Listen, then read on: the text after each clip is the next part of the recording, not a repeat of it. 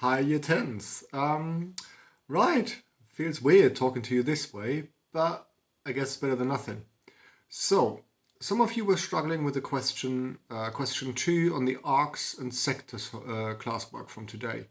I've just taken one screenshot there of a question that I've called up just to remind you of which one it is. When you call it up yourself on your computer, you should see exactly the same question, but slightly different angles. What I've done is I've solved it for you on a piece of paper, and I'm just going to talk you through so you can then do the same on your computer following the same method, but obviously you can't just copy my numbers because your angles and lengths will be slightly different. Okay? Right, here we go. First part. You're meant to find the length OC. I've just drawn a little sketch there once more because the angle that was 82 in the diagram on the screen, on the computer screen, is actually only half the size for the mini triangle that we've got there, and that's 41.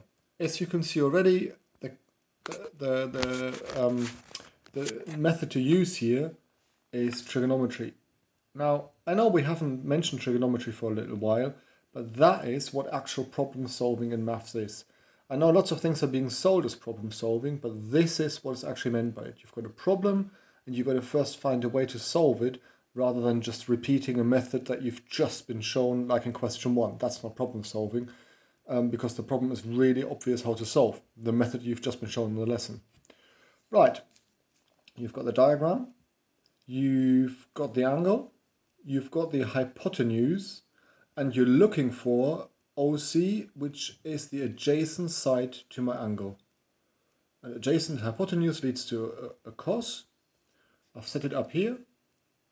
In order to solve it, I times by 15 by my denominator on this side, just to get OC on its own. I know it's on the right side. Usually the letters that we're looking for on the left side, but it doesn't matter at all. I've left it there. Then I've typed into the calculator.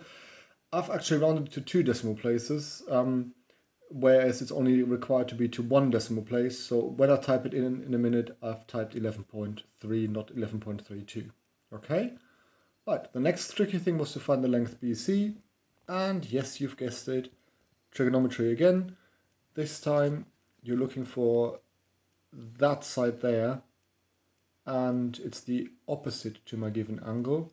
I could have actually used the tan and used the side I've just calculated, but since this is not rounded, it's more accurate, and I prefer to be as accurate as I can, so I've used the sine.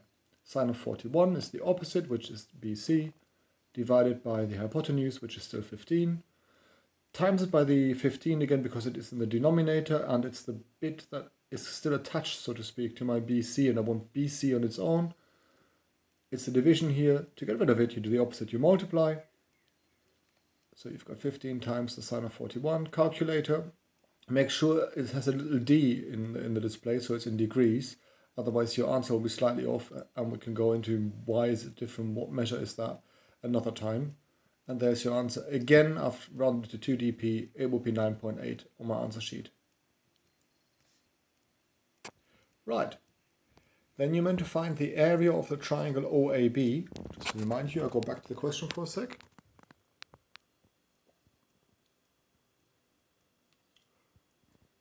Okay, I'll go back to my answer.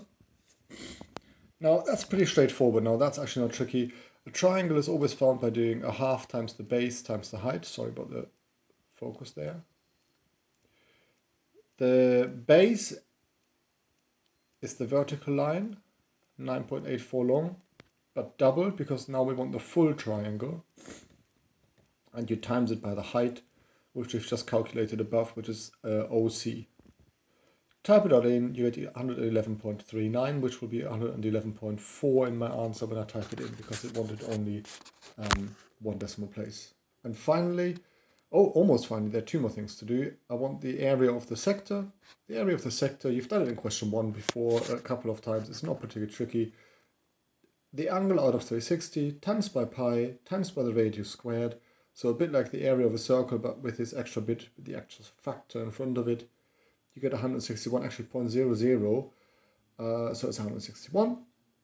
And then the percentage of the diagram that's shaded. The percentage shaded is the area of the triangle out of the area of the sector. Just to remind you, I'll go back to the image. The percentage shaded, we're looking for the triangle area out of the whole area. So the triangle area, sorry, there we are, out of the whole area, and timesing it by 100 because I want a percentage. The area of the triangle we found, it's still in the display there as 111.39. Like I said, I've used 4 now. Divided by 161 times by 100 gives me 69.2%. Sorry about the shaky display work here.